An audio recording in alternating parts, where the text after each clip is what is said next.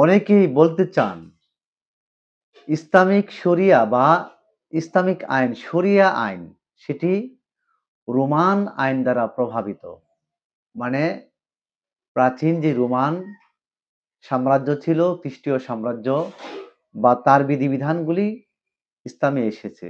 এটি একটি ভুল তথ্য। কারণ রোমানরা মধ্যপ্রাচ্য, সিরিয়া এবং মিশরে তাদের আধিপত্য ছিল, তাদের সাম্রাজ্যের বিস্তৃতি ছিল। কিন্তু মক্কায় তাদের কোনো প্রভাব ছিল না।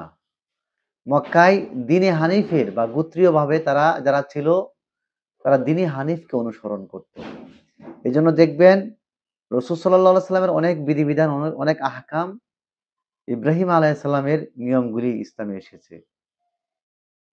আর ইসলামিক মানে শরিয়ার মূল ফান্ডামেন্টাল 4টি বিষয়ের উপরে। একটি হচ্ছে কোরআন, অপরটি হচ্ছে হাদিস, আরেকটি হচ্ছে ইজমা, আর শেষোক্তটি হচ্ছে কিয়াস। এর বাইরে শরিয়া আইন বিস্তৃত হওয়ার ক্ষেত্রে কোনো প্রভাব সৃষ্টি করেনি। এই 4টা বিষয়ের বাইরে কোনো কিছু গ্রহণ করা হয়নি। তবে অনেক এমন হুকুম আহকাম আছে যেগুলি মানব জাতির স্বভাবজাত ফিতরাতের বিষয়।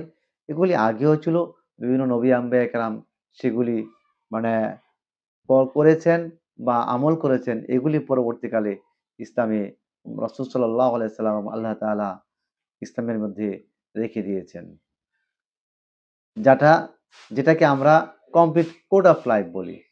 তো পাশ্চাত্য ইতিহাসবিদ বা আইনবিদ যারা আছে, যারা বলে যে ইসলামিক আইন সেটি রোমান আইনের একটি অংশ বা প্রভাবিত, এটি একটি ভুল ধারণা, এটি একটি মিথ্যাচার।